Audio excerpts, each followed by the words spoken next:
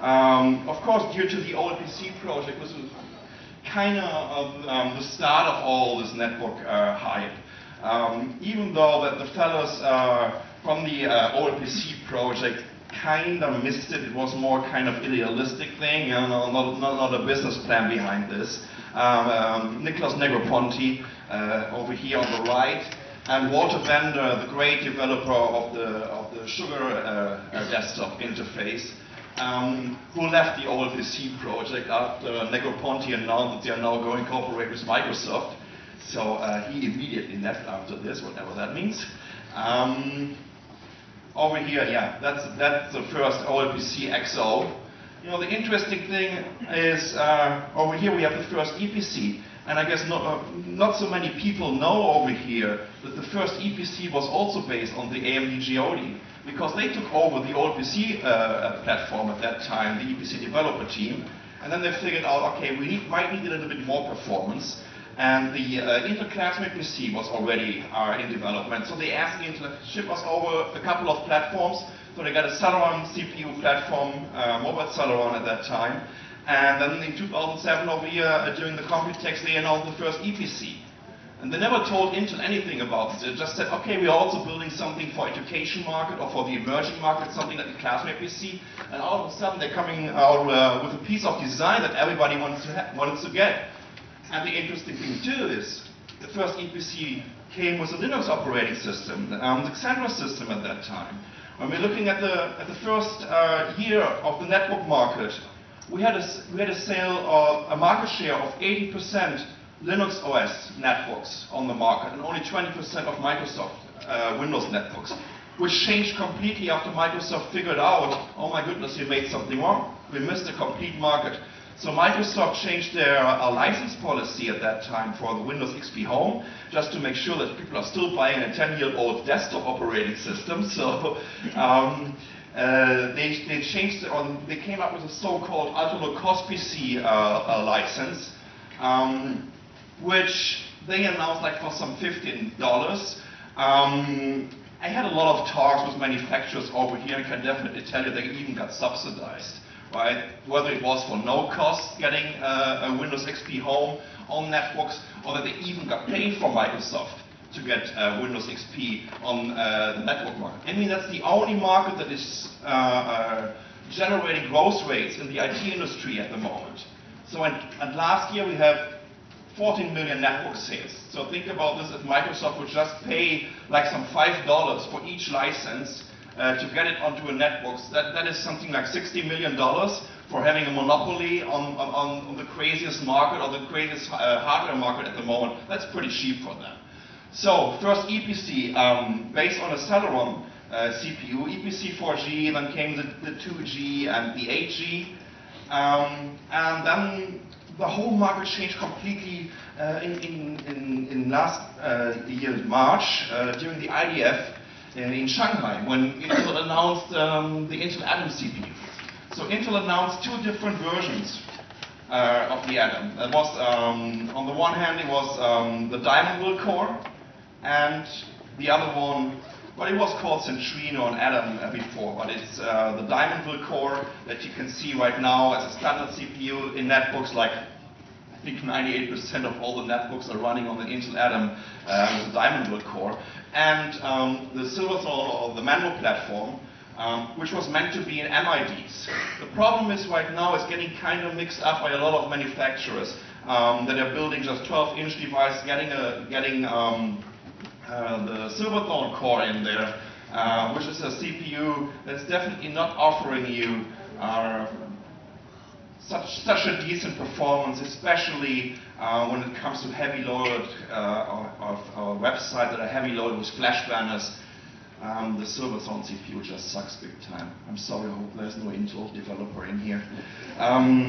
Okay, so maybe I should go forward, that makes sense. I think in the next couple of weeks, months, the whole market is changing again radically, because now some two players are stepping onto the netbook market. Well, they don't call it netbook, they would call it a smartbook. there are not so many companies in the world that have as much money on their bank as Intel has. Qualcomm and ARM are definitely one of them. And these guys really want to get market shares. So Qualcomm with a Snapdragon platform, ARM with all the different CPU architectures. Oh, geez, I think I missed something. Sorry, guys. Where is it? I guess I kind of connected my slides a little bit differently. So Qualcomm was a Snapdragon platform which will create devices, or will see devices at a very low price point. I'm talking about something that can even start below 150 US dollars. We will have very small, slim devices with a huge and long battery life, like a 3-cell battery that can run the system for up to 10 hours. And with a standby time for a week while you can still be online and you can, for example, receive push email, right? ARM and Qualcomm will aggressively enter the market in the next couple of months, and they really want to get some market share. So this is definitely interesting for developers, especially when you don't want to develop on an x86 platform and you're looking for some alternatives. Smartbooks will definitely kick off big time by the end of this year. So this guy over here, you know, another Taiwanese fellow, Wenqi Shen from VIA, the CEO of VIA, with a VIA Nano CPU. A great CPU. Unfortunately, VIA has some problems with chipset in general. That's their old problem. These guys at Centaur Technology in the US, who created the CPU over here, that's a developer team of only 100 people. I mean, I don't know how many people or how many thousand people are working on the Intel Atom platform. They are, when it comes to the architecture, 64-bit out-of-order architecture, they're kind of 2 generations ahead of the Intel Atom. But again, problem is chipset combination. But I'm pretty sure that in a couple of months we will also see combination of the VIA Nano CPU together with NVIDIA Eon chipsets. And this is something I'm going to show you next. Okay, here's the Nano again. And over here we're starting with the NVIDIA solutions. That's a reference board of the NVIDIA Ion chipset that you can already buy in netbooks right now. So you have combinations of Intel Atom with the NVIDIA Ion chipset. Interesting story around this is, of course, the first manufacturers and ODMs over here in Taiwan then asked Intel, okay, now we want to, after this little new chipset is coming out from NVIDIA, which offers you about 10 times more graphic performance than the 945 chipset from Intel is offering you, that is combined with the Intel Atom, and offering you more graphic performance than any other onboard graphic card from Intel. So the first manufacturer came up to Intel, okay, we don't want to buy a chipset anymore, just give us a CPU, because there's something way better on the market. So what Intel said, hey, you can't buy a single CPU, you always have to buy the whole bundle.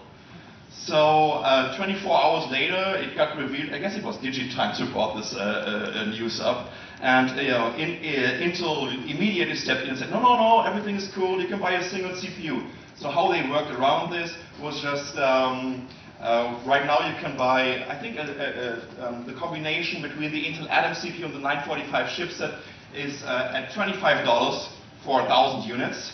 But when you buy the single CPU only, it's $45. So that's the way Intel tries to put a little bit of pressure on the market. I mean, but it's their platform, somehow I can understand them. So that's a Pico ITX reference design board from NVIDIA with the Eon. The next one is definitely, well, it got our Best of Computex award for future technologies. That's the NVIDIA Tegra platform that we will see also by the end of the year in many different devices, whether it's MIDs or netbooks or tablets. I mean, this little board can do a playback of a 1080p file with a power consumption of under a watt.